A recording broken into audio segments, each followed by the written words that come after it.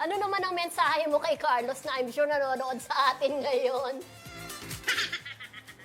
At saka Mela? pagkatapos mo rin mabasa yung mga sagot niya sa Twitter. Oh. Yes, Mela.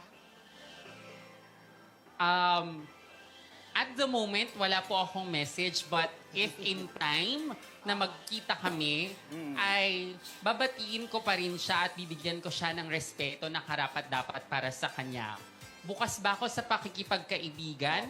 Oo, but not at the moment. But Ay, hopefully, when we get to encounter each other, magkaroon kami ng kapayapaan sa isa't isa na naandyan siya, na andito ako. Pwedeng hindi kami maging magkaibigan, pero irerespeto namin ang existence ng isa't isa. Wow. So, hindi ka Miss kagaya ng Universe, iba na sinasabi ng iba, hindi siya nag-exist para sa akin. Walang ganon, di ba?